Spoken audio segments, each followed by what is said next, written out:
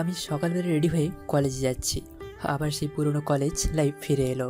রাস্তা দিয়ে নিজের মতো করে হেঁটে চলেছি। এখানকার তেমন কিছুই চিনি না। এই শহরে নতুন আসছি। তখন একটা গাড়ি বিদ্যুতের বেগে আমার পাশে দিয়ে ছুটে গেল। বাবা বড়লোক থাকলে যা করে আর কি। আমি এসব না ভেবে রাস্তার ফুটপাত দিয়ে হেঁটে যেতে লাগলাম। কলেজে এসে গেটের ভেতর দিয়ে প্রবেশ করছি। তখনই কিছু ভিন্ন ভিন্ন প্রাণীকে চোখে পড়লো। কেউ কান ধরে দাঁড়িয়ে আছে, কেউ সিগারেটে আগুন জ্বালিয়ে দিচ্ছে। এসব আর কি। আমি আবার মতো ক্লাসের দিকে যাচ্ছি। দোস্ত, কলেজে কি আজকাল খ্যাত ছেলেরাও চান্স পায় নাকি বলতো? ওই যে ছেলেটার দিকে তাকিয়ে দেখ, আমার তো দেখেই বমি আসছে। চল, মনে হচ্ছে আজকেই প্রথম, একটু মজা নিয়ে আসি। চল। আজকে একটা নতুন মুরগি পেলাম, দেখে মনে হচ্ছে বলদ বলদ। দাঁড়া, ডাক দেই। এই খ্যাত, এদিকে আয়। কিরে, ওদিকে কোথায় খুঁজিস? এদিকে ডাকলাম, এদিকে আয়। আমি ওদের ডাক শুনেই কাছে গেলাম। আর কাছে গিয়ে মাথা নিচু করে দাঁড়িয়ে আছি। তখনই ওখান থেকে প্রিয়ার বান্ধবী বলতে লাগলো, প্রিয়া দেখ, কেমন ভদ্র ছেলে। আহারে, তার কলেজে প্রথম বলে মনে হচ্ছে। কোন ইয়ারে শুনি? আর আমাদের দেখেও না দেখার ভান করে চলে যাচ্ছিস কেন? আমি দ্বিতীয় বর্ষে ভর্তি হয়েছি। সরি আপু, আসলে এখানে আমি কাউকে তেমন ভালো করে চিনি না। এখন তো আপনাদের চিনলাম, আর এখন থেকে আর এমন ভুল হবে না। সরি আপু। এই, তুই জানিস কার সামনে দাঁড়িয়ে বকবক করছিস? প্রিয়া চৌধুরী, টপ বিজনেসম্যান রফিক সাহেবের একমাত্র মেয়ে। প্রিয়া, বিষয়টা দেখ তো। কি রে, আমরা তোর কোন কালের আপু হই? তুই আমাদের আপু ডাকছিস? এখন থেকে ম্যাম বলে ডাকবি, বুঝতে পারছিস? আর কোনো ভুল হলে মেরে তক্তা বানিয়ে দেব। এই কলেজ আমার, আমি এই কলেজে রাজত্ব করি, বুঝতে পারলি? জি আপু, বুঝতে পারছি। আচ্ছা আপু, আমাদের ক্লাসটা কোন দিকে একটু বলে দিতে পারবেন? আসলে আমি কিছু তো চিনি না, তাই বললাম। সোজা গিয়ে 2 তলায় যাবি। আর প্রথম ক্লাসটাই। এখন বিরক্ত করিস না, যা এখান থেকে। এই বলে ছেলেটা চলে গেল। আমি আর প্রিয়া কথা বলতে লাগলাম। এদিকে আমি ক্লাসে চলে আসলাম। ক্লাসে এসেই দেখি সবার সামনে ব্রাঞ্চ ফাঁকা রয়েছে। আমি সেখানেই বসে পড়লাম। সবাই আমার দিকে ভূত দেখার মতো তাকিয়ে আছে। মনে হচ্ছে আমি পৃথিবীর বাইরে কোনো একটা গ্রহ থেকে আসছি। আমি বুঝতে পারছি ওরা কেন আমার দিকে তাকিয়ে আছে।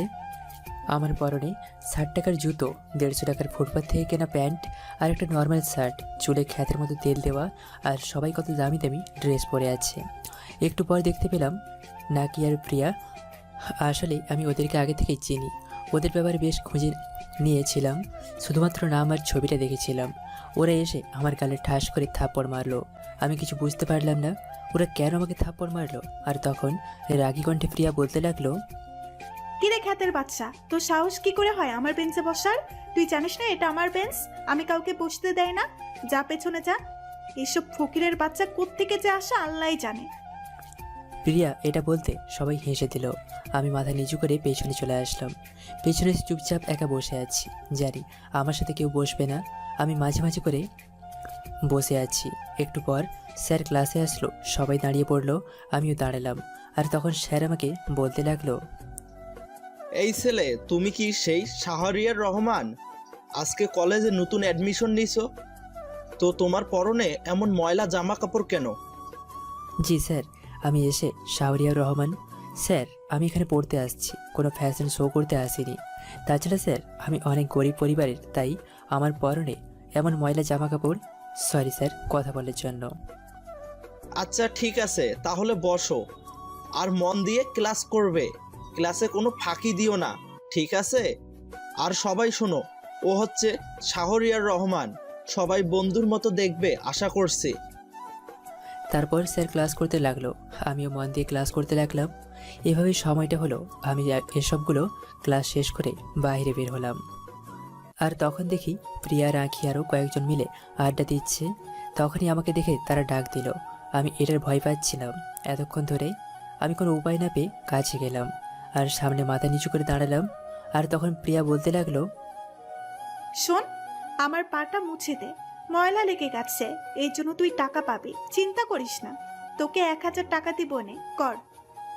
আরে প্রিয়া, এই ছোট লোকের বাচ্চা কি 1000 টাকা চোখে দেখছে কোনোদিন?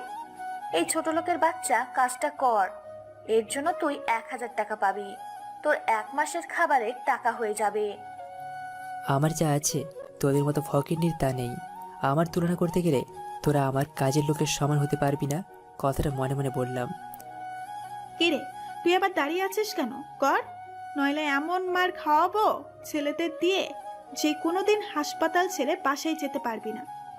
আমি না চাইতেও পকেট থেকে রুমাল বের করলাম আর নিচু হয়ে প্রিয়ার পা মুছতে লাগলাম। আর তখন সবাই আমাকে দেখে হাসছে। এত অপমান সহ্য করতে হচ্ছে আমাকে একটা কারণে, না হলে এদের কি করতাম তা আমি নিজেও জানি না।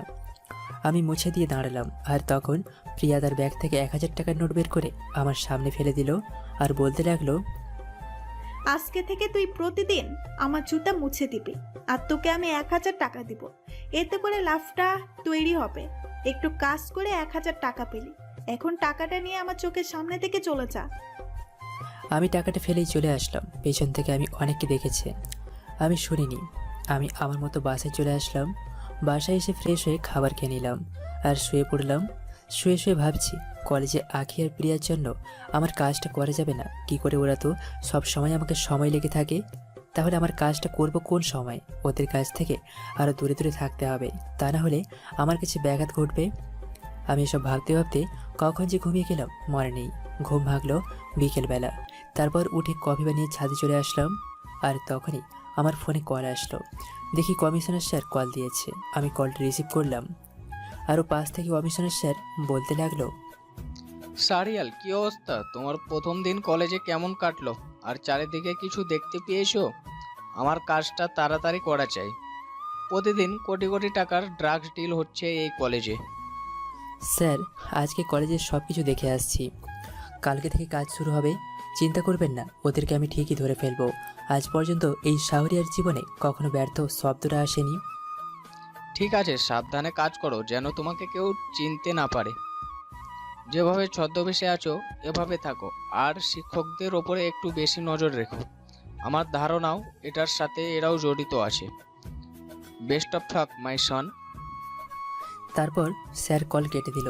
আমি ছাদে দাঁড়িয়ে কফি খাচ্ছি আর পুরনো স্মৃতিগুলো ভাবছি। বাবা মারা যায় ছোটোবেলায়। মা স্কুলে শিক্ষকতা করতেন।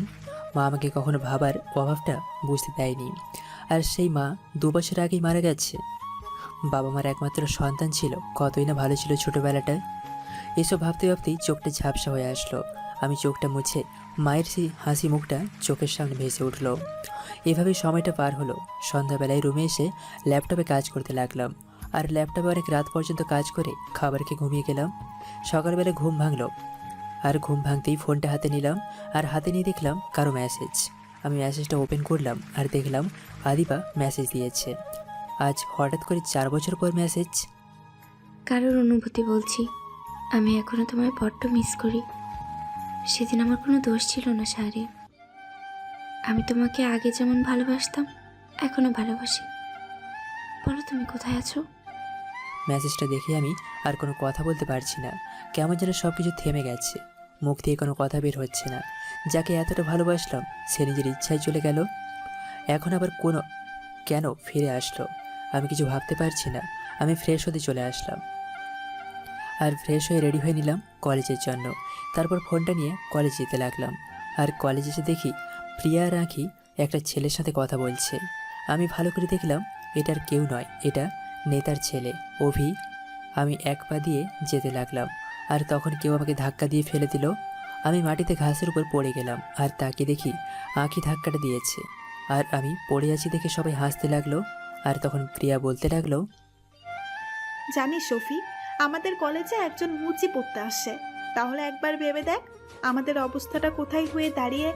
স্যার কেন যে এই খ্যাটটাকে অ্যাডমিশন দিতে গেল কিছুই বুঝতে পারছি না।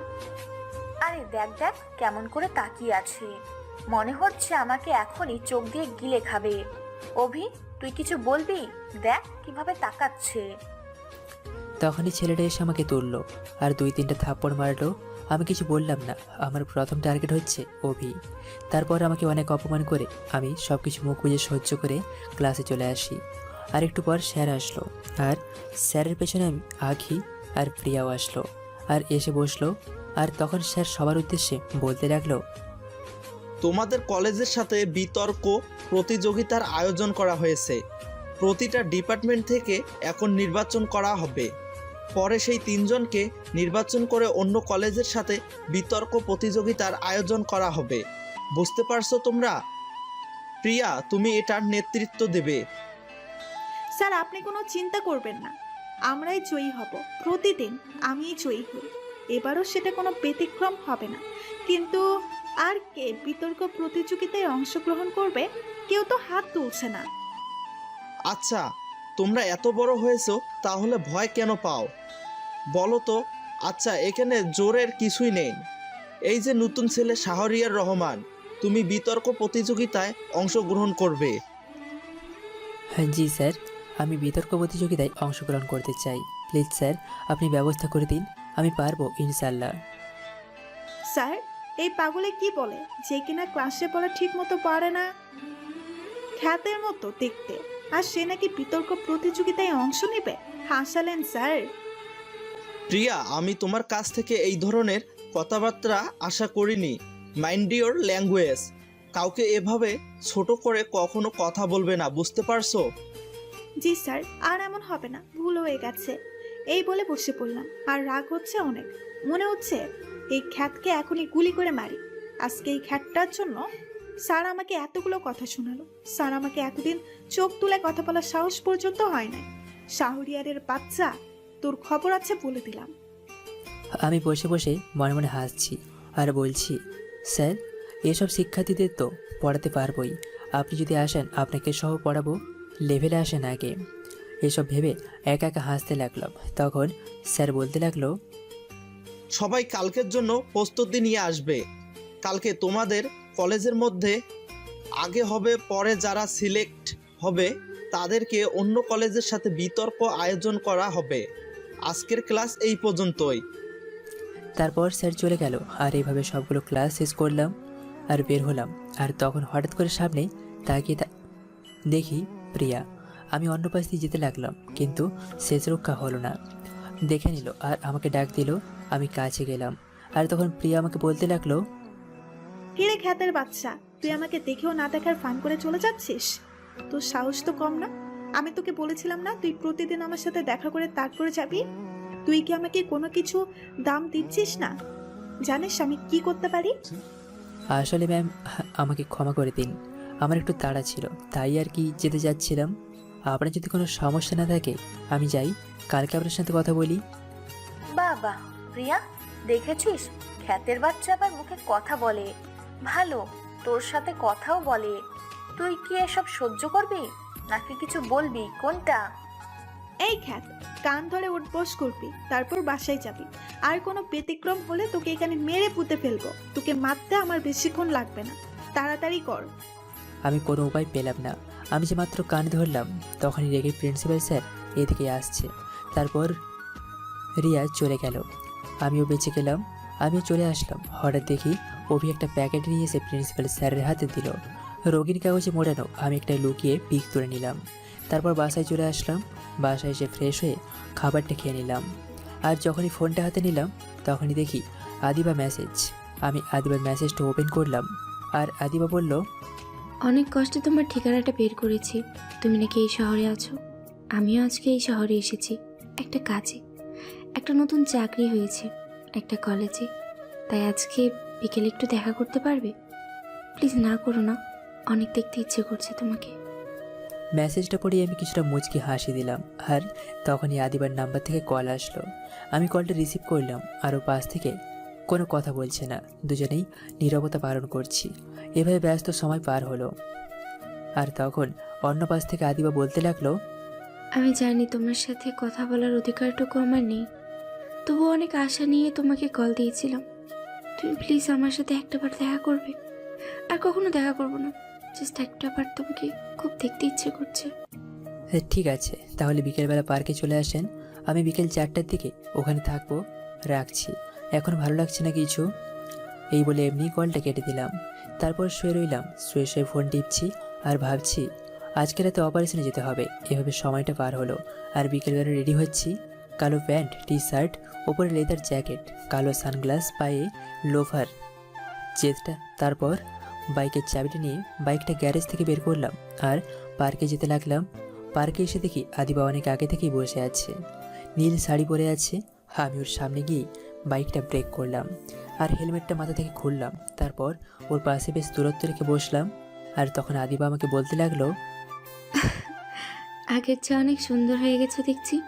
বেশ, অনেক উন্নতি হয়েছে তোমার, চেনাই যাচ্ছে না আগে শাড়ি আর কি ছিল আর এখন কি হয়েছে। মানুষ সবসময় পরিবর্তনশীল, তবে পরিবর্তনটা হওয়া দরকার।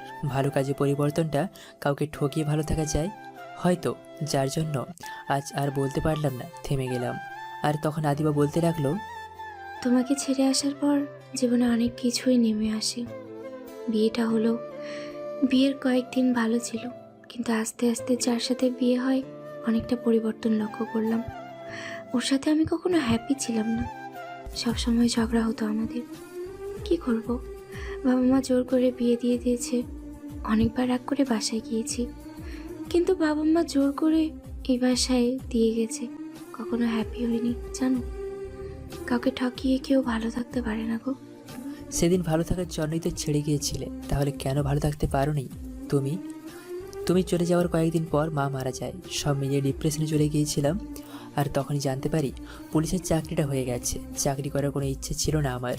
একদিকে মা বাবাকে হারানো, এতিম খায়ের দিকে নিজের ভালোবাসা বিসর্জন, সব মিলিয়ে কেমন যেন একটা অন্য জগতে চলে গিয়েছিলাম। তারপর বন্ধুবান্ধব জোর করে পুলিশে পাঠিয়ে দেয়, সেখানে ট্রেনিং, অতঃপর পোস্টিং করা হয়। তারপর থেকে একাই আছি। তোমার কথা বলো। বিয়ের 1 বছর পর আমি প্রেগনেন্ট হই। এটা আমার কোনো ইচ্ছে ছিল না সংসার করার, কিন্তু পেটের মধ্যে নিষ্পাপ একটা প্রাণের কথা চিন্তা করে রেখে দিলাম। হয়ে গেলাম ছেলের মা। ছেলে এখন ক্লাস 2তে পড়ে। ছেলে হওয়ার 2 মাস পরে আমাকে ডিভোর্স দিয়ে দেয় এবং সন্তান সে নিতে চায় না। তাই বাধ্য হয়েই বাবা মার কাছে আশ্রয় নিতে হয়। বাবা মা ভালো চোখে দেখলেও আমার বড় ভাই ভাবি ভালো চোখে দেখতো না, কারণ আমি আমার ছেলের দায়ভার কে নেবে। তারপর বাধ্য হয়ে এই চাকরি খুঁজতে লাগলাম। অবশেষে চাকরি খুঁজে এই কলেজে চাকরিটা হয়। আমি এখন এই কলেজে বাংলা শিক্ষক হিসেবে জয়েন করেছি। তবে একটা কথা কি জানো শাহরিয়ার, তোমার মতো না কাউকে পাইনি আমি। কেউ আমাকে কল দিয়ে বলে না যে তোমাকে না বড্ড মিস করছি। কেউ আমাকে বলে না যে এখন ঘুমাও, ফজরের সময় কল দিয়ে জাগিয়ে দেব, তখন নামাজ পড়ে দুজনে কথা বলবো। সব কিছু তো স্মৃতি হয়ে গেছে, তাহলে স্মৃতিটুকু আঁকড়ে ধরে লাভ কি? শুধু কষ্ট ছাড়া আর কিছু পাবে না। আমার আর এখন তোমার কথা মনে হয় না। এখন একাই ভালো আছি। কাউকে দ্বিতীয়বার বিশ্বাস করতে ইচ্ছে করে না। আজকে দিনের কথা মনে আছে? আজকের দিনে আমাদের একটা শুভ দিন ছিল। এই দিন তুমি আমাকে ভালোবাসো কথাটা বলেছিলে, আর এই দিন থেকেই আমাদের শুরু হয় জীবনের পথ চলা। হয়তো আমাদের নিয়তি এটাই চেয়েছিলাম, আমরা যেন এক না হতে পারি। আমি কখনো তোমার দোষ দেব না, কারণ ভালোবাসার মানুষকে কখনো দোষ দেওয়া যায় না, শুধু ভালোবাসা যায়। সেদিন যদি তোমার হাতটা শক্ত করে ধরে রাখতাম, পরিবারের কথাটা না শুনতাম, তাহলে হয়তো ভালো থাকতাম। আজ না হয় কাল আমার পরিবার ঠিকই মেনে নিত। এখন আমি সব কিছু বুঝতে পারছি, কিন্তু সময়টা যে আর নেই। মানুষ কিছু একটা হারানোর পর সব কিছু বুঝতে পারে, তখন বুঝতে পেরেও কোনো লাভ হয় না। সেই ভুলটা ভুল থেকে যায়। তোমার জন্য প্রতিটা রাত কান্না করেছি। সেদিন আমি তোমার হাতটা পর্যন্ত ধরে বলেছিলাম, আমাকে ছেড়ে যেও না। আমাকে কি মন থেকে ক্ষমা করা যায় না? জানো, এখন না তোমাকে না প্রতিটা রাতে স্বপ্নে দেখি। জানি না, আগে স্মৃতিগুলো বড্ড করে মনে হয় এখনই তোমার কাছে ছুটে আসে, কিন্তু ওই যে দেখো কোনো একটা বাধা। বেঈমানকে কখনো ক্ষমা করা উচিত না। ভদ্র ভালোবাসতাম তোমায়, কিন্তু তুমি সেটা বুঝলে না। তুমি তোমার পরিবারের দিক তাই দেখলে। সেদিন যদি পালিয়ে আসতাম তাহলে আজ পর্যন্ত একা থাকতে হতো না। পরিবার ঠিকই মেনে নিত। আচ্ছা, অনেক কথা বললাম, বলো কি খাবে? ফুচকা নাকি চটপটি? পছন্দটা আগের মতোই আছে। দুজনে মিলে একসাথে চটপটি খাওয়া, একে অপরের খাইয়ে দেওয়া, দুজনে ভবিষ্যতের নাম ঠিক করে রাখা। আর সেই নাম অনুযায়ী ছেলের নাম রেখেছি তানিন রহমান। হ্যাঁ, কেন এই নামটা কেন রাখলে? এই নামটা তো কবেই হারিয়ে গেছে। এই নামটা রাখার কোনো দরকার ছিল না, শুধু শুধু কষ্ট পাওয়া। আচ্ছা তুমি বসো, আমি চটপটি নিয়ে আসছি। আমি উঠে ফুচকাওয়ালা মামাকে চটপটি বানাতে বললাম, আর এখানে 1 প্লেট চটপটি দিতে বললাম। তারপর আমি এসে বসলাম, আর একটু পর মামা চটপটি নিয়ে এসে দিল। আমি আদিবাকে দিলাম, আর তখন আদিবা বলতে লাগলো, আজও তুমি আমার কাছ থেকে কিছু লুকাতে পারলে না। তুমি সব কিছু লুকালেও তোমার চোখ কিন্তু কোনো বাধা মানছে না। তোমার চোখ দেখে আমি সব কিছু বুঝতে পারি। আমি না, এটা 100% সত্যি। আমি তোমার জন্য এখন আর কান্না করি না। তোমার জন্য মনের ভেতর কোনো ফিলিংস নেই। তোমাকে আমি এখনও ঘৃণা করি। হয়তো আমার কথা তোমার আরও অনেক খারাপ লাগছে, কিন্তু হ্যাঁ, এটাই বাস্তব। তোমাকে বলেছিলাম না যে তোমাকে যদি ধর্ষণ করা হতো বা এর চেয়ে বেশি কিছু করা হতো, তবুও আমি তোমাকে ভালোবাসতাম, তোমাকেই বিয়ে করতাম। কিন্তু তুমি যেটা আমার সাথে করেছো সেটা হচ্ছে বেইমানি। বেইমানকে কখনো ক্ষমা করা উচিত না। আর একটু থাকো না, ভালোই তো লাগছে। আর আমাদের আবার কবে দেখা হবে? তুমি এতটা পরিবর্তন হয়ে যাবে ভাবতে পারিনি কখনো। তখনই ও বাইকে উঠে হেলমেট পরে নিল আর ফুচকাওয়ালা মামার কাছে বিলটা দিয়ে চলে গেল। একটা বার পিছনে ফিরে তাকালো না। আমি দীর্ঘশ্বাস ফেলে ওখানেই চটপটে রেখে বাসায় যেতে লাগলাম। একটু পর রিক্সা নিলাম। চোখ দিয়ে অঝোর ধারার পানি পড়ছে। কেন জানি আজকে চোখের পানি কোনো বাধা মানছে না। আমি সেখান থেকে এসে সোজা অফিসে চলে আসলাম। অফিসে এসে একটু কাজ করলাম। কাজ করে রাত 8টার দিকে বের হলাম। এখন কলেজে যেতে হবে। আমি কলেজের বেশ দূরে বাইক রেখে কলেজে প্রবেশ করলাম। তারপর ভেতরে গেলাম। ভেতরে গিয়ে সোজা প্রিন্সিপালের রুমে গেলাম। প্রিন্সিপালের রুমে গিয়ে দেখি দরজায় লক করা। আমি পকেট থেকে রিভলভারটা বের করে সাইলেন্সার লাগিয়ে গুলি করলাম, আর লক খুলে গেল। আমি ভেতরে গেলাম। ভেতরে গিয়ে দরজাটা লাগিয়ে দিলাম। তারপর সকল ফাইল একের পর এক দেখতে থাকলাম, কিন্তু কোথাও সেই ফাইলটা দেখতে পেলাম না। হঠাৎ করেই চোখ গেল আলমারির নিচে, আর দেখতে পেলাম অভির দেওয়া সেই প্যাকেটটা। আমি প্যাকেটটা হাতে নিলাম আর দেখি ট্যাকারটা খোলা। তার মানে প্রিন্সিপাল স্যার এটা খুলেছিল। আমি আবার প্যাকেটটা খুললাম আর খুলে দেখি এখানে ইয়াবা রয়েছে, প্রায় 350টার মতো ইয়াবা রয়েছে। আমি কমিশনার স্যারকে কল দিলাম। একটু পর স্যার কল ধরলো, আর আমি এপাশ থেকে বলতে লাগলাম, আমি স্যার প্রিন্সিপালের কেবিনে আমি কিছু জিনিস পেয়েছি। এটা প্রিন্সিপালকে কেন অ্যারেস্ট করার জন্য যথেষ্ট, কিন্তু আমি এটা কখন করছি না। আমাকে আরও কিছু বের করতে হবে। আমি চাই গোড়া থেকেই চক্রটা তুলে ফেলতে। এখন প্রিন্সিপালকে অ্যারেস্ট করলে সমস্যা হবে, উপর থেকে অনেক চাপ আসবে। আমি ঠিক বুঝতে পেরেছি তুমি তোমার মতো কাজটা এগিয়ে নিতে চাও। কোনো কিছু দরকার হলে আমাকে জানাবে। আমি সবসময় তোমার জন্য প্রস্তুত আছি। আর সাবধানে। তারপর আমি কল কেটে দিলাম আর এগুলো আমার সাথে করে নিলাম। তারপর আমি সে ফাইলটা খুঁজে পেলাম। সেই ফাইলটা নিয়ে আমি বের হয়ে চলে আসলাম। বের হয়ে আসতে যাব তখন কিছু একটা সাথে হোঁচট খাই। আমি ওর নিচে তাকিয়ে দেখি একটা বড় করে কার্পেট বেছানো। কেন জানি কার্পেটটা তুলতে ইচ্ছে হলো। আমি তুলে যা দেখতে পেলাম তা দেখে আমি অবাক। এখানে একটা দরজা রয়েছে, মনে হচ্ছে এটা নিজের দিকে নিয়ে গেছে। আমি এই দরজাটা খুললাম। দরজা বললে ভুল হবে, ঢাকনা দেখি সিঁড়ির মতো বানানো। আমি কোমর থেকে পিস্তলটা হাতে নিয়ে সামনের দিকে তাক করে এক পা দুপা করে সামনে আগাতে লাগলাম। নামতে নামতেই নিচে নেমে চলে আসলাম। নেমে চারিদিকে তাকিয়ে দেখি বিশাল বড় গোডাউন। আমি একটা বস্তা খুলে দেখতে গেলাম, এখানে অনেক ধরনের নেশা জাতীয় দ্রব্য আছে।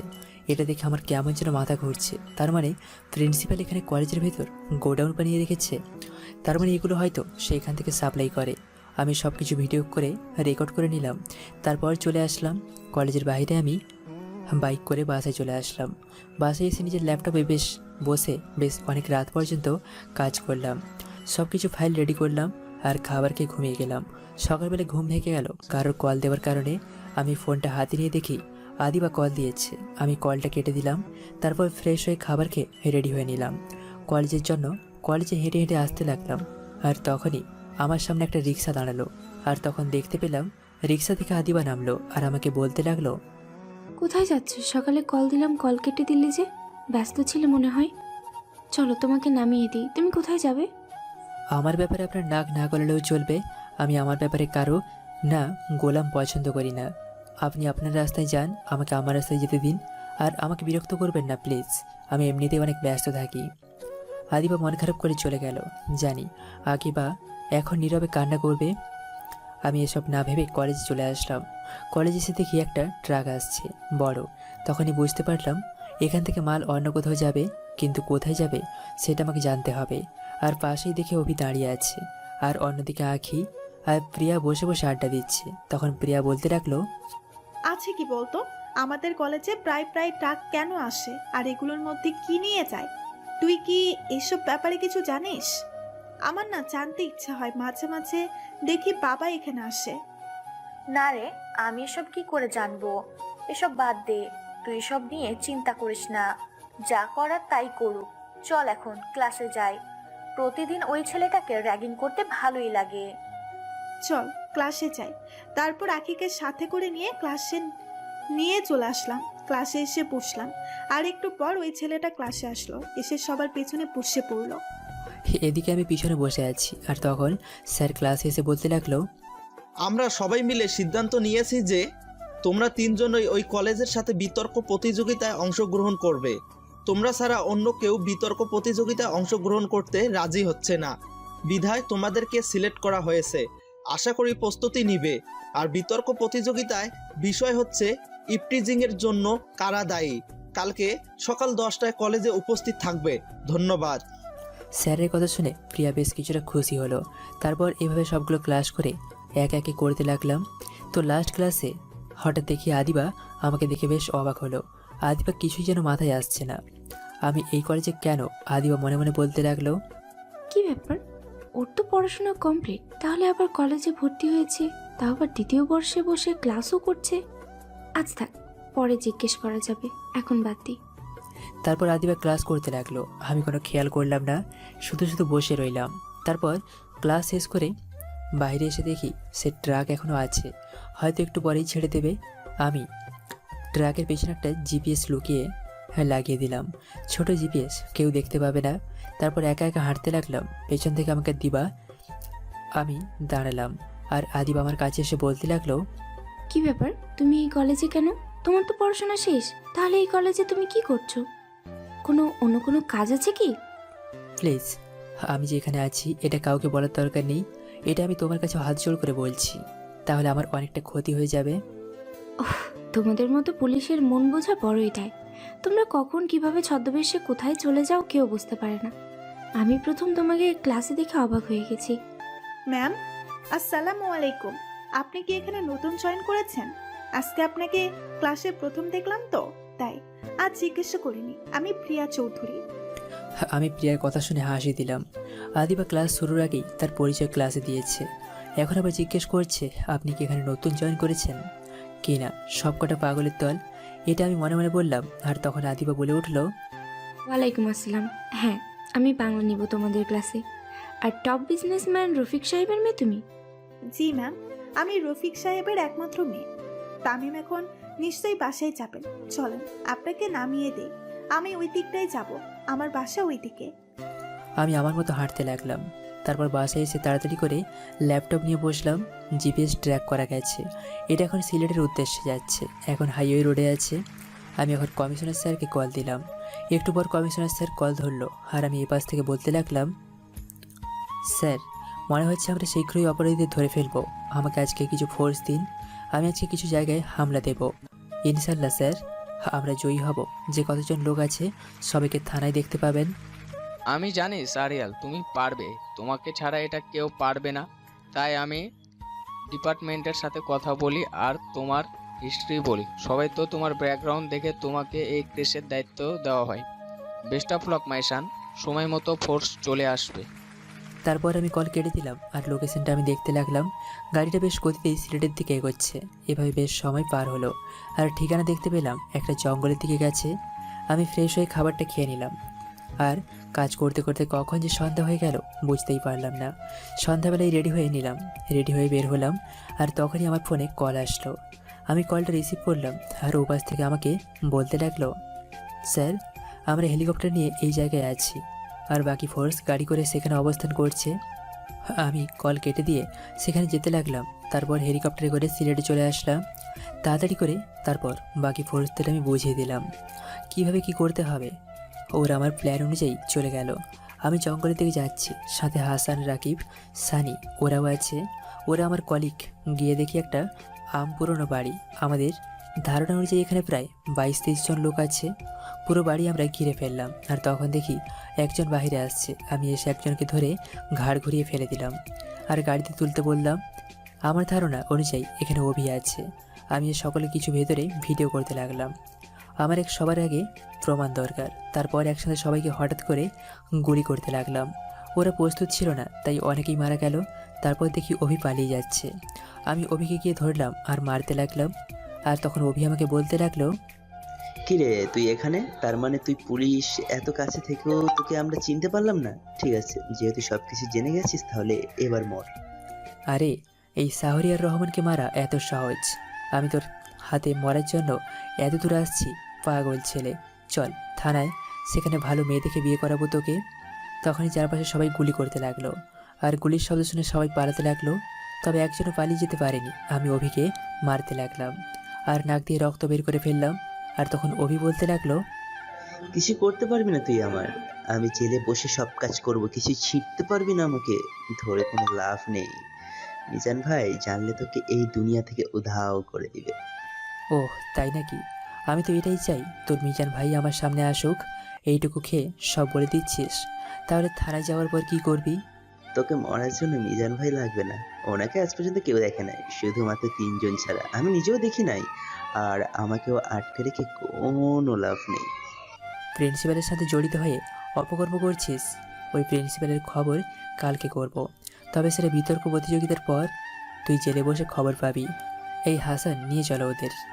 তারপর সবাইকে নিয়ে ফিরলাম। আমি থানায় অভিকে রাখলাম আর সমস্ত ফাইল রেডি করতে লাগলাম। এভাবে যে কখন রাত 2টা বেজে গেল বুঝতে পারলাম না। আমি ফাইলের কপিকে আমার ল্যাপটপে পাঠিয়ে দিলাম। রাস্তা দিয়ে ফাইল নেওয়ার দরকার নেই। তারপর নকল কপিটা হাতে নিয়ে বাইকে করে বাসায় ফিরছি। নির্জন রাস্তায় নিজের মতো করে যাচ্ছি। আর তখনই দেখতে পেলাম কেউ যেন পাশে কথা বলছে। বাইকের শব্দ পেয়ে আড়ালে চলে গেল। আমি বাইকটা নিজের মতো চালিয়ে সামনে চলে আসলাম। তারপর বাইক পার করে সেখানে যেতে লাগলাম। আর উকি দিয়ে দেখি এটা আর কেউ নয়, এটা আঁখি। আঁখি কিছু লোকের সাথে কথা বলছে। আমি ফোনটা বের করে ভিডিও করতে লাগলাম। আর আঁখি ওদেরকে বলতে লাগলো, শোন, তোরা সবাই এখন থেকে সাবধানে থাকবি। অভি ধরা খেয়ে গেছে। খবর পেয়েছি একটা নতুন অফিসার ধরেছে, কিন্তু তাকে কেউ দেখতে পায়নি, তাই চেহারাটা বলতেও পারছি না। ও আমাদের আশেপাশে ছদ্মবেশ ধারণ করে সবকিছু খবর নিচ্ছে। তাই এখন 2-3 দিন কোনো কাজ করা যাবে না। মিজান ভাইয়ের আদেশ। আর আমি খোঁজ নিচ্ছি ওর ব্যাপারে। তোরা কোনো চিন্তা করিস না। এখন আমি বাসায় গেলাম, আর প্রিয়াকে আমি আমার আন্ডারে আনার চেষ্টা করছি। তোরা কিছু করবি না। মিজান ভাইয়ের ইচ্ছে হয়েছে প্রিয়াকে তার লাগবে। এখন যা তোরা।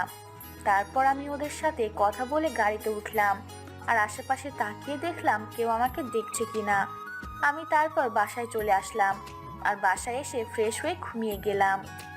এদিকে আমি বাসায় চলে আসলাম। বাসায় এসে কোনো কিছু না খেয়ে ফ্রেশ হয়ে খাবার খেয়ে ঘুমিয়ে গেলাম। সকালবেলা ঘুম থেকে উঠতে বেশ দেরি হয়ে গেল। আমি কলেজে চলে আসলাম।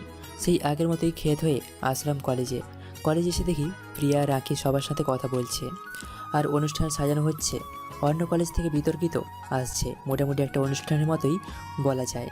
সবাই উপস্থিত আছে। তারপর একটা কোনায় দেখলাম আমাদের প্রিন্সিপাল স্যার বসে আছে। বসে বসে কারোর সাথে যেন ফোনে কথা বলছে। মুখটা কেমন যেন বিষণ্ণ দেখাচ্ছে। আমি এটা দেখে বেশ খুশি হলাম। আজকে সবার সামনে সব কিছু ফাঁস করে দেব। আমি কমিশনার স্যারকে একটা কল দিলাম। একটু পর স্যার কল রিসিভ করলো। আর আমি এপাশ থেকে বলতে লাগলাম, স্যার আমাকে এখানে কলেজের কিছু সিকিউরিটি দিতে হবে। আমার মনে হচ্ছে কলেজে কোনো কিছু একটা হতে যাচ্ছে, বোম ব্লাস্ট হতে পারে। তাই আমি সিকিউরিটি চাচ্ছি। ডিসপোজাল ইউনিট ছদ্মবেশে কলেজে আসতে বলেন। এক্ষুনি স্যার না হলেও অনেকটা ক্ষতি হয়ে যাবে। আমার সমস্ত প্ল্যান মাটি হয়ে যাবে।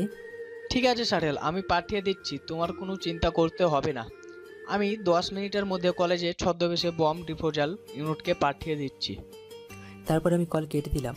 আর তখনই স্যার মাইকে অ্যানাউন্সমেন্ট করতে লাগলো আর বলতে লাগলো, আমাদের মাঝে উপস্থিত আছেন বিশিষ্ট টপ ব্যবসায়ী বিজনেসম্যানদের মধ্যে একজন রফিক চৌধুরী। এছাড়াও আমাদের মাঝে উপস্থিত আছেন আমাদের এমপি মহোদয়। এছাড়াও আমাদের মাঝে উপস্থিত আছেন বিপক্ষ দলের প্রিন্সিপাল স্যার আর আমাদের শ্রদ্ধেয় প্রিন্সিপাল স্যার। তো বিচারকদের তাদের আসনে আসার জন্য বলা হচ্ছে। তোমরা নিজ নিজ আসনে চলে আসো। আমার খুব টেনশন হচ্ছে। তো আমরা কি ওদের সাথে পারবো? আর আমাদের সাথে এই শাহরিয়ার আছে, ওকে এটার জন্য পারবে? আমার তো মনে হচ্ছে না আমাদের আর কলেজের মান সম্মান থাকলো না। তাছাড়া বাবার সামনে বিতর্ক করতে হবে। হে আল্লাহ, আমাকে একটু দেখো। হঠাৎ করে দেখতে পেলাম শাহরিয়ার আগুন বেশ আনন্দেই আছে। এটা দেখে আমার একটু চিন্তা হলো। আমার ভয় হচ্ছে আর ওর আনন্দ হচ্ছে। কিছুই বুঝতে পারছি না আমি। আড়ালে ওর দিকে তাকিয়ে আছি আর একা একা চিন্তা করতে লাগলাম, আমি যে সবাইকে র্যাগিং করি এটা কি ঠিক করি? ওরাও তো মানুষ। আর আখি আমাকে র্যাগিং করতে উৎসাহিত করে, তার মানে আগে কি আমাকে ব্যবহার করছে? আখির ব্যবহার কেমন যেন অন্যরকম লাগছে, আমি কিছুই বুঝতে পারছি না। আচ্ছা যাক, এসব কথা বাদ দিয়ে বিতর্ক নিয়ে চিন্তা করি, দেখি কি লেখা যায়। আমি মাইক্রোফোনে সবার সাথে কথা বলতে লাগলাম আর সবাইকে বলতে লাগলাম যে করেই হোক কলেজের ব্লাস্ট খুব ভালোভাবে করতে হবে, সবাই যেন আহত হতে পারে। আমাদের মূলত কাজ হচ্ছে কলেজের মধ্যে একটা আতঙ্ক সৃষ্টি করে দেওয়া। তোমরা সাবধানে কাজ করবে, যে কোনো সময় যে কোনো কিছু হতে পারে। আর প্রিয়ার দিকে এতটা নজর দেওয়ার দরকার নেই, প্রিয়ার জন্য আমি আছি, তাকে আমি সময় মতো কাজ সেরে ফেলবো। এদিকে আমি আমার মতো করে চেয়ারে বসে আছি। তারপর বিতর্ক প্রতিযোগিতা শুরু হলো। আমরা এর পক্ষ নিয়ে কথা বলছি। প্রথমে আঁখি কথা বলল, তারপর বিপক্ষ দলের একজন কথা বলল। এভাবে বেশ কিছুক্ষণ তর্ক বিতর্ক হলো। সবার শেষে আমরা বক্তব্য দেওয়ার পালা। আমি চেয়ার থেকে উঠে মাইক্রোফোনের সামনে গেলাম আর বলতে লাগলাম, সবাইকে আমি সালাম জানাচ্ছি। আজকে আমাদের প্রতিবাদের বিষয় হচ্ছে ইভটিজিংয়ের জন্য কারা দায়ী। তো আমাদের বিপক্ষ দলের বিতর্কিতরা অনেকেই কথাই বলে গেলেন, কিন্তু সমাজের যে ভালো দিক খারাপ দিক এটা হয়তো ওনারা ভুলে গেছেন। হয়তো ওনারা সমাজের বাইরেই থাকেন। ইভটিজিং সাধারণত মেয়েদের কি করা হয় এটা আমরা সকলেই জানি। একটা বাচ্চা নিষ্পাপ হয়ে জন্ম নেয়, প্রথমেই ছেলেদের কথা বলবো, ধীরে ধীরে বাবা মায়ের আদরে বড় হয়। এখানে দুইটা পয়েন্ট আছে। দুইটা পয়েন্ট হলো মা বাবার দায়িত্বহীনতা, আরেকটা হলো নিজেদের মা বাবার ভেতরে যদি ঝগড়া বিবাদ থাকে তাহলে ওই সন্তানটা কি শিখবে সেটা আমার ধারণা নেই। কারণ লেগে থাকে তাহলে কোনটা ভালো আর কোনটা মন্দ এটা কখনো ওই সন্তানটা বুঝতে পারে না। তাই এক্ষেত্রে বলা যায় যে আমাদের সমাজের পরিবর্তন দরকার। আমাদের বাবা মায়ের বুঝতে হবে যে সন্তানকে ভালোভাবে শিক্ষা না দিলে পরবর্তীতে এরকম কথা শুনতে হবে। সৌদির দিকে তাকিয়ে দেখেন, সৌদিতে কোনো একটা মেয়ে দর্শন হয় না। কারণ কেন হয় না জানেন? ওখানে যথেষ্ট পরিমাণে আইনের ব্যবহার রয়েছে। আমাদের দেশে আইন আছে কিন্তু তা পরিপূর্ণ নয়। আজকে একটা মেয়ে পর্দা ছাড়া রাস্তা দিয়ে হেঁটে গেলে ওই মেয়েটার প্রতি ছেলেদের একটা আকর্ষণ থাকবে, কারণ আমরা জানি বিপরীত লিঙ্গের প্রতি সব সময় থাকে। আজকে আমাদের দেশে ঘরের তুলনা করে দেখেন, যারা পর্দা করে রাস্তায় বের হয় চলাফেরা করে তারা কয়জন ধর্ষণ হয়েছে। তাই এক্ষেত্রে বলা যায় যে ছেলে এবং মেয়ে দুজনেই ইভটিজিংয়ের জন্য সমান দায়ী। তারপর আমি আরও অনেক কথাই বললাম। সময় ছিল 3 মিনিট করে, কিন্তু আমি বলতেই থাকলাম। সবাই মনোযোগ দিয়ে শুনতে লাগলো। তারপর থেমে গেলাম আর চেয়ারে এসে বসলাম। আর তখন স্যারদের মধ্যে আলোচনা হচ্ছে। প্রিয়া আমার দিকে এক ধ্যানে তাকিয়ে আছে আর মনে মনে বলতে লাগলো, আসলে আমি শাহরিয়ারকে ভুল বুঝেছিলাম। ওর ভেতরে যে এত ট্যালেন্ট সেটা আমি কখনো বুঝতে পারিনি। ওই একমাত্র আমার জীবনসঙ্গী যোগ্য। আমি শাহরিয়ারকে বিয়ে করব।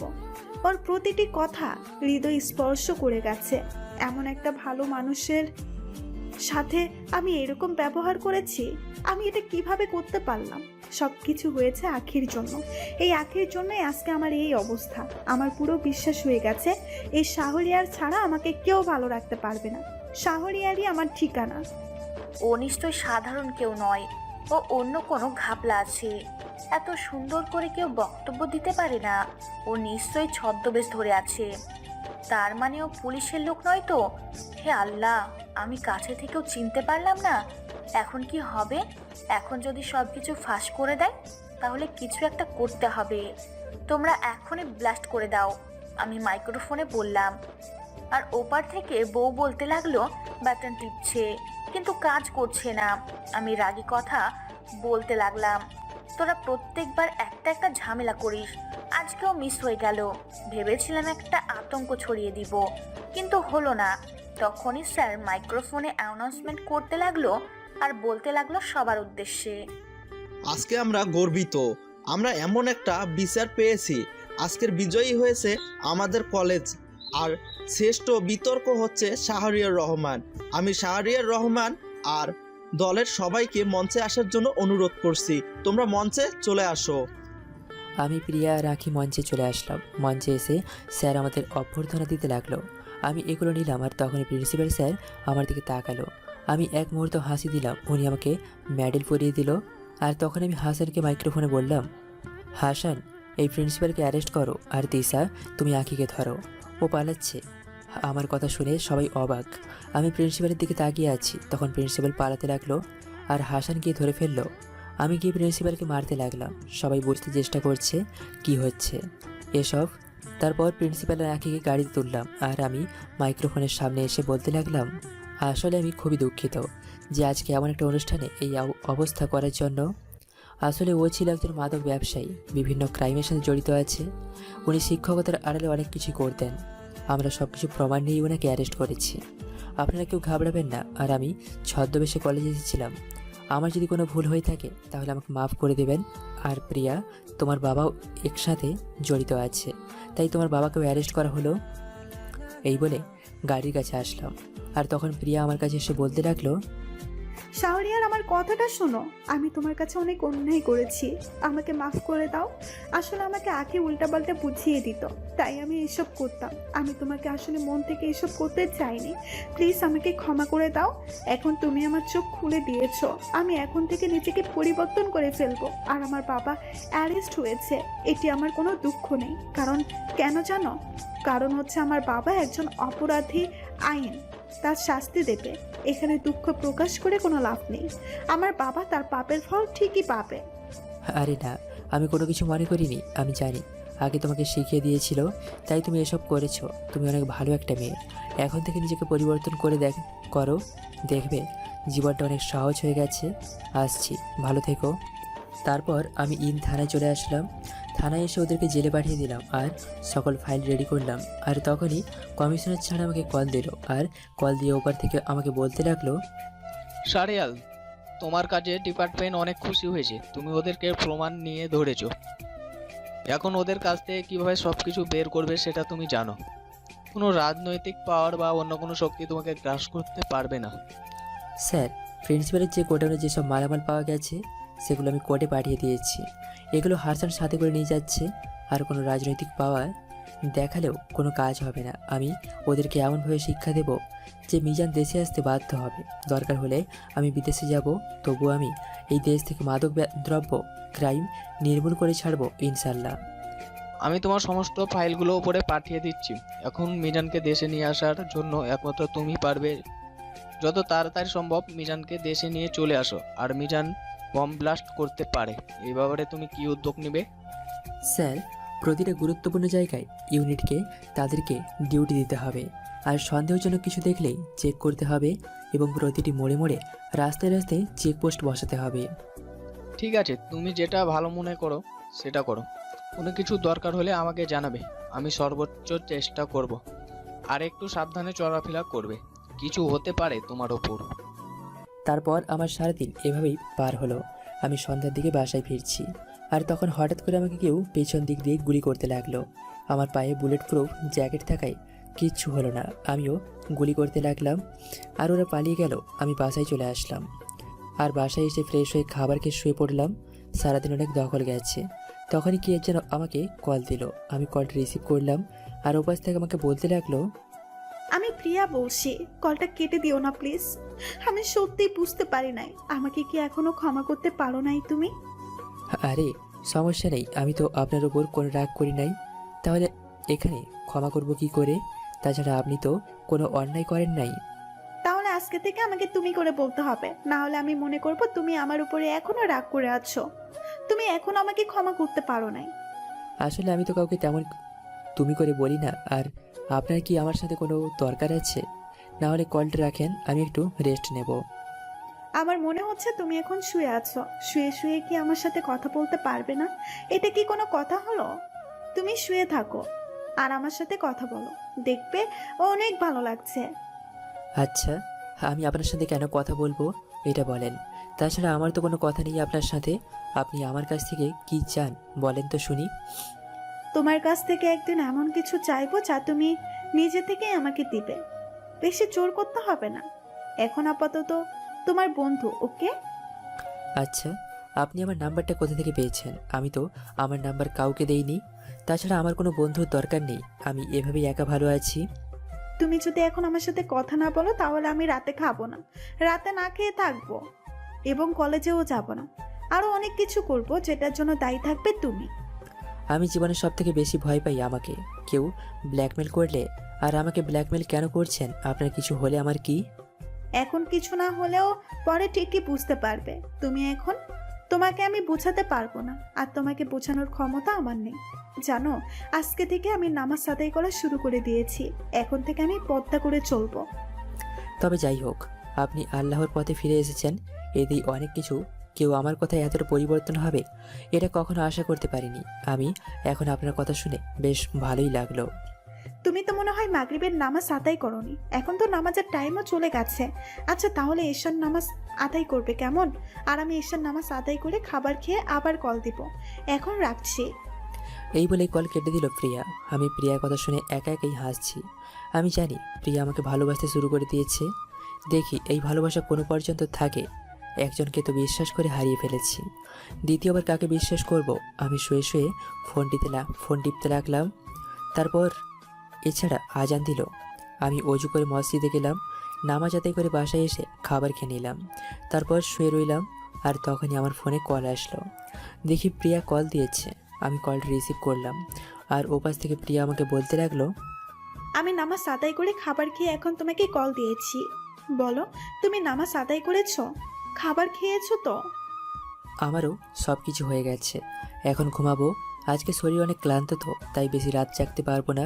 আপনি ঘুমিয়ে যান, ওকে? এটা বললে কি করে হয়? আমি তো এখন তোমার সাথে অনেকক্ষণ কথা বলবো, তারপর ঘুম পেলে ঘুমাবো। আর ঘুম যদি না আসে তাহলে সারা রাত কথা বলবো। আর কালকে থেকে কি আর কলেজে আসবে না? না, কালকে থেকে আমি আর কলেজে আসবো না। আমার কলেজে যা কাজ ছিল তা কমপ্লিট হয়ে গেছে। এখন বড় একটা কাজ বাকি, সেটা নিয়ে শুয়ে শুয়ে প্ল্যান করছিলাম আর কি। আচ্ছা, সব কিছুর পরেও কিন্তু তুমি শেষ থাকবে। তুমি তোমার নিজের দিকে একটু খেয়াল নিও। তোমাকে অনেকজন ক্ষতি করতে পারে। আমার নিজের বাবাই ভালো না। দেখো প্রিয়া, তোমার বাবা একজন টপ বিজনেসম্যান, সেটা সবাই জানে। কিন্তু তোমার বাবা আমি আড়ালে নিভৃতে অনেক অন্যায় কাজ করেছে। ওনার বিরুদ্ধে 3টা আমদর্শন মামলা রয়েছে। অস্ত্রোপচার, মাদকদ্রব্য, চোরাচালান আরও অনেক বিষয়ে তোমার বাবা জড়িত আছে। আইন তোমার বাবাকে কী শাস্তি দেয় সেটা আমি জানি না, তবে ধারণা করতে পারছি যে আইন তোমার বাবা এবং বাকিদের কঠিন শাস্তি দেবে। এমন একটা মানুষকে বাবা ডাকতে আমার প্রচণ্ড ঘৃণা হচ্ছে। আমি আমার বাবাকে নিয়ে অনেক গর্ব করতাম। আর এখন বাবার সব কিছু আমি জেনে গেছি। শেষ পর্যন্ত আমার বাবা একজন ধর্ষক। বাবার জন্য আমার কোনো মন খারাপ হচ্ছে না। তুমি যদি একা থাকতে পারো, আমি কেন পারবো না? প্রিয়া, আমি তোমাকে কিছু বলতে চাই। আমার জীবনে অনেক ঘটনা খুব ঘটে গেছে, যেটা তুমি জানো না। আমি জানি তুমি আমাকে কি বোঝাতে চাচ্ছ। আজ না হয় কাল তুমি আমাকে ঠিকই বলবে, তাই আমি আগেই তোমাকে সব কিছু বলে দিচ্ছি। তুমি কি শুনবে আমার কথা? তোমার মুখ থেকে তুমি বড্ড ভালো লাগছে। এখন থেকে প্লিজ আমাকে তুমি করে ডেকো। তুমিই বলো, আমি শুনছি। তোমার যা কিছু হয়ে যাক, তবুও আমি আর বলতে পারলাম না, থেমে গেলাম। আর তখন দীর্ঘশ্বাস ফেলে আমাকে বলতে লাগলো, আমি প্রিয়াকে সব কিছু খুলেই বললাম। প্রথম থেকে সব কিছু শুনে উপাস থেকে প্রিয়া ফুপিয়ে ফুপিয়ে কান্নার শব্দ পেলাম। আমি চুপ করে আছি। আর তখন উপাস থেকে প্রিয়া বলতে লাগলো, আমি তোমাকে সত্যিই অনেক ভালোবাসি। সেই প্রথম দেখাতেই তোমাকে অনেকটা ভালো লেগে যায়। কিন্তু আখির কারণে আমি তোমাকে কিছু বলতে পারিনি। কারণ আখি আমাকে অনেক কিছুই তোমার নামে বানিয়ে বানিয়ে বলতো। আমি সত্যিই তোমাকে অনেক ভালোবাসি। আচ্ছা, অনেক রাত হলো, এবার ঘুমিয়ে পড়েন। ও না, ঘুমিয়ে পড়ো। বেঁচে থাকলে কালকে সকালে কথা হবে। আল্লাহ হাফেজ, আসসালামু আলাইকুম। এই বলেই আমি কল কেটে দিলাম। তারপর প্রিয়াকে নিয়ে ভাবতে ভাবতে কখন যে ঘুমিয়ে গেলাম মনে নেই।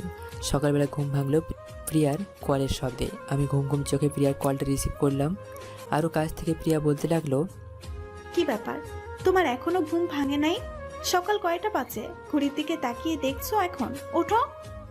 আরে না, আমি আরেকটু ঘুমাবো। কালকে অনেক রাত করি তো ঘুমিয়েছি। আর কি ব্যাপার, এখন তো সকাল হয়নি, আর তুমি বলছো সকাল হয়ে গেছে? চারদিকে তো এখনো অন্ধকার। 10 মিনিট পর ফজরের আজান দিবে, তাই তোমাকে জাগিয়ে দিলাম।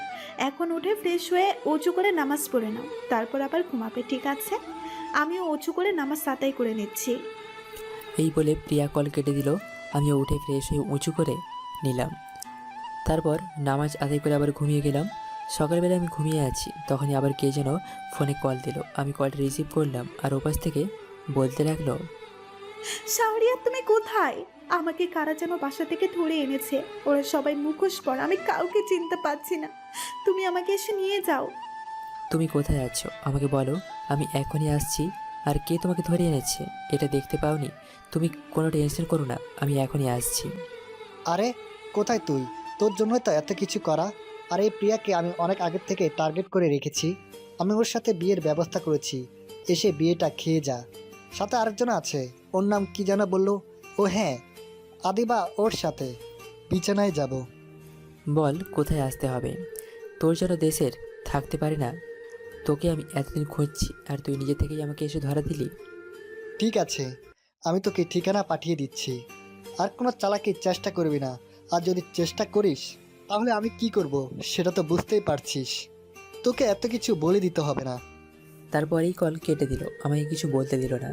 একটু পর আমার ফোনে একটা মেসেজ পেলাম, আর মেসেজ ওপেন করে দেখি ঠিকানাটা দিয়েছে।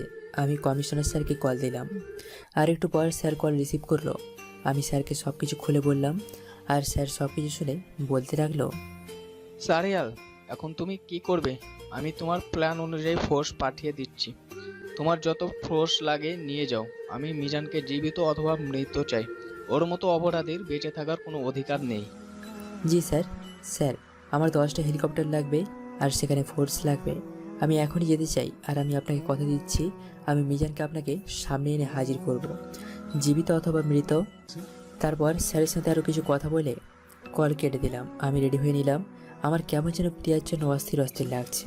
নিজেকে কিছুতেই সামলাতে পারছি না। কেমন যেন বুকের ভিতর চিনচিন ব্যথা অনুভব করতে লাগলো। তার মানে আমিও কি তাকে ভালোবেসে ফেলেছি? এসব ভাবতে ভাবতে আমি রেডি হয়ে গেলাম, আর নিজেকে প্রস্তুত করে বাইরে গেলাম। তারপর সবার সাথে প্ল্যান করে জানিয়ে দেওয়ার ঠিকানায় যেতে লাগলাম। বেশ অনেকক্ষণ পর সেই জায়গায় পৌঁছে গেলাম। আমি একাই হেঁটে যাচ্ছি, আর তখনই 2টা লোক এসে আমাকে নিয়ে গেল। দেখি একটা বিশাল বড় গোডাউন। আমি গোডাউনে গিয়ে দেখি প্রিয়াকে করে সাজিয়ে চেয়ারে বসে রেখেছে, আর আদিবাকে চেয়ারের সাথে বেঁধে রেখেছে। আমি যেতে মিজান আমাকে ওপর থেকে বলতে লাগলো, তোর সাথে আমার কোনো শত্রুতা ছিল না। তুই আমার সকল লোকদের ধরে অ্যারেস্ট করেছিস আর তাদের আইনের আওতায় নিয়ে শাস্তি দিয়েছিস। আমি জানি ওদের ফাঁসি হবে। তুই আমার আর অনেক বড় ক্ষতি করেছিস। তুই আমার প্রতিটি ব্যবসায় হাত দিয়েছিস। প্রিন্সিপালকে তুই ধরেছিস, অবিকে মেরে ফেলেছিস, রশিদ সাহেবকে ধরে ফেলেছিস। আমার যত জায়গা আছে সেখানেও লোক পাঠিয়ে পুড়িয়ে দিয়েছিস। কি ক্ষতি করেছিলাম আমি তোর? তুই চাইলে আমার হয়ে কাজ করতে পারিস। আমি এখনও তোকে একটা চান্স দিচ্ছি। এত কিছু করার পরও তুই কি করে ভাবলি তোর সাথে আমি হাত মেলাবো? তোর জন্য প্রতিটা ছেলে নষ্ট হচ্ছে, আজ তোর জন্য প্রতিটা ছেলে নেশায় আসক্ত। এমন কোনো খারাপ কাজ নেই যে তুই নেই। নারী পাচার থেকে শুরু করে ধর্ষণ করা, মাদকদ্রব্য চোরাচালান, অস্ত্র পাচার, সব কিছুতেই তুই আছিস। তোর প্রতিটি ব্যবসায় আমি হাত দিয়েছি এবং সেগুলো ধ্বংস করতে চেয়েছি। আমি তোকে ভালো মতন বলেছিলাম, কিন্তু তুই কথাটা শুনলি না। ওই কে আছিস? এই অফিসারকে একটু আদর যত্ন করে দে। তখনই দুজন আমাকে মারতে আসলো। আমি সেগুলোকে মারতে লাগলাম। একে একে সবাই আমাকে মারতে লাগলো। আমি একের পর এক সবাইকে মেরে বাড়িতে শুয়ে আছি। আর তখনই দেখতে পেলাম আদিবার গায়ে একজন হাত দিচ্ছে, আর মিজান প্রিয়ার গায়ে হাত দিয়েছে। তখন মিজান আমাকে বলতে লাগলো, তুই যদি আমার লোকের গায়ের মধ্যে একবার হাত দিস তাহলে আদিবার মাথায় গুলি করে খুলি উড়িয়ে দিব। আর পিয়াকে কি করব সেটা তো আর তোকে বলে দিতে হবে না। তুই নিশ্চয়ই বুঝতে পেরেছিস। না, তুই ওদের কিছু করবি না। তোর যা শত্রু তোরা তা আছে সব আমার সাথে কর, তবু তুই ওদেরকে ছেড়ে দে। ওরা তো তোর সাথে কোনো কিছু করেনি, ওরা তো নির্দোষ। ওরা কিছু করেনি তাতে কি হয়েছে? তোর সাথে তো ওদের কানেকশন আছে। আদিবাকে দেখেছিস? কেন জানি দেখতে খাইতে ইচ্ছে করে। আহ, কুত্তার বাচ্চা, তোর বেঁচে থাকার কোনো অধিকার নেই। তোর মতো নোংরা মানুষের বাঁচার কোনো অধিকার নেই। ফোর্স ফায়ার করো। তখনই চারিদিক থেকে গুলি করতে লাগলো। মিজানের লোকেরা পাল্টা গুলি করতে লাগলো। আমি প্রিয়া আর আদিবাকে ছাড়িয়ে দিলাম আর এখান থেকে বাইরে চলে যেতে বললাম। তারপর আমি মিজানকে মারতে লাগলাম। মিজানকে মারতে মারতে হাত না করে ফেললাম, আর আমি রাগে বলতে লাগলাম, তোর না দেশে বিদেশে এত ক্ষমতা, তোকে না সবাই ভয় পায়। এখন সবাই কই? ডাক দে। সবাইকে কেউ নেই, সবাইকে আমি শেষ করে দিয়েছি। তুই পুলিশের সম্পর্কে ধারণা নেই। গোটা পৃথিবীতে আমাদের কানেকশন আছে। পাকিস্তানে ফিরোজ ভাই, সৌদির আরিয়ান খান, দুবাইয়ের ডন, সবাই শেষ। আমাকে মাফ করে দে। আমি এখন থেকে ভালো হয়ে যাব। তবু আমাকে বাঁচা। আমি এরকম খারাপ কাজ আর করব না। আমি মিজানকে গুলি করে দিলাম আর মিজান কাটা মুরগির মতো ছটপট করতে করতে মারা গেল। তারপর সবাইকে অ্যারেস্ট করে থানায় পাঠিয়ে দিলাম। আমি আদিবার প্রিয়াকে নিয়ে ফিরলাম। আদিবাকে বাসায় পৌঁছে দিলাম। তারপর আদিবা আমাকে বলল, প্রিয়া তোমাকে অনেক ভালোবাসে, সে তোমাকে অনেক ভালো রাখবে। আমি না হয় তোমার স্মৃতিগুলো নিয়ে একটা থাকবো। আমি জানি তোমার মনে আমার জন্য কোনো ফিলিংস নেই, আর কখনো হবেও না। তুমি এখন প্রিয়াকে ভালোবাসো। দোয়া করি তোমরা সুখী হও। আমি এখান থেকে দূরে কোথাও চলে যাব। এখানে থাকলেই তোমার সাথে কথা বলতে ইচ্ছে করবে। ভালো থেকো। এই বলে আদিবা বাসায় চলে গেল। আর তখন প্রিয়া আমাকে গাড়িতে শক্ত করে জড়িয়ে ধরলো। আমিও নিজের অজান্তে প্রিয়াকে জড়িয়ে ধরলাম। তারপর আমি প্রিয়াকে নিয়ে কাজী অফিসে চলে গেছিলাম। কাজী অফিসে এসে বিয়েটা করে নিলাম। টুকটুকি বেনারসি, হালকা মেকআপ, দেখতে যেন লাল পরীর মতো লাগছে। বিয়ে করে নতুন বউ নিয়ে বাসায় ফিরছি। আজকে বাবা মা বেঁচে থাকলে হয়তো অনেক খুশি হতো। আমি বাসায় ফিরে ফ্রেশ হয়ে নিলাম। আর তখনই দেখি প্রিয়ার শাড়ি পাল্টে একটা কালো শাড়ি পরেছে আর সাজগোজ তুলে ফেলেছে। আমি জিজ্ঞেস করলাম, এসব কেন করলে? তখন উত্তরে প্রিয়া আমাকে বলতে লাগলো, শোনো, আমার আর এসব পড়তে এখন ইচ্ছে করে না। তোমার বউ হতে পেরেছি, এতেই অনেক। এতেই আমি সন্তুষ্ট এবং সারা জীবন তোমার পাশে থাকতে চাই। আজকে থেকে বাইরের খাবার বন্ধ। আমি রান্না করছি, তুমি গিয়ে শুয়ে থাকো। আর না হলে আমি খাবার খাওয়ার জন্য ডেকে দিব। এ বলে আমি রান্নাঘরে চলে আসলাম। রান্না করে এসে রান্না করতে লাগলাম। এদিকে আমি শুয়ে আছি, কিন্তু ভালো লাগছে না। কেমন যেন প্রিয়ার কাছে যেতে ইচ্ছা করছে। কোনো কিছু না বলেই প্রিয়াকে পেছন থেকে পেটে শক্ত করে ধরে দিলাম আর ঘাড়ে মুখ ডুবিয়ে দিলাম। তখন প্রিয়া আমাকে বলতে লাগলো, কি ব্যাপার, এতদিন ফিরেও তাকাওনি, আর এখন বিয়ে করে মাথাটা নষ্ট হয়ে গেছে? এভাবে দুষ্টুমি করলে কিন্তু রান্না করতে পারবো না। জড়িয়ে ধরে আছো, এভাবেই থাকো, অন্য কিছু এখন করার দরকার নেই। তাড়াতাড়ি রান্না করো, খুব আদর করতে ইচ্ছে করছে। আমি কেমন যেন একটা নেশার ঘরে আছি। এই নেশা আদর না করা পর্যন্ত কাটবে না। এসব হচ্ছে না স্যার। আজকে আমাদের বাসর রাত, তাই নামাজ আদায় করে আল্লাহর কাছে শুকরিয়া আদায় করতে হবে। তারপর বাকি সব দেখা যাবে। এখন এইটুকুতেই সীমাবদ্ধ থাকো। আমি জড়িয়ে ধরে ওর ঘাড়ে চুমু দিতে লাগলাম আর ও রান্না করতে লাগলো। আমি ওর সাথে দুষ্টুমি করতে লাগলাম। আর এভাবেই সময়টা পার হলো। প্রিয়া রান্না শেষ করে আমাকে খাইয়ে দিল। আমিও প্রিয়াকে খাইয়ে দিলাম। তারপর অজু করে দুজনে দুরাফাত নকল নামাজ আদায় করে আল্লাহর কাছে শুকরিয়া আদায় করলাম। তারপর আমি শুয়ে পড়লাম। আর প্রিয়া লাইট বন্ধ করে আমার বুকে আসলো। আমি তাকে জড়িয়ে ধরে ওর উপরে উঠে 2 হাত চেপে ধরে ঠোঁটের কাছে ঠোঁট নিয়ে গিয়ে বললাম, অনেক কিছুতেই তাড়াহুড়ো করা, তাই না?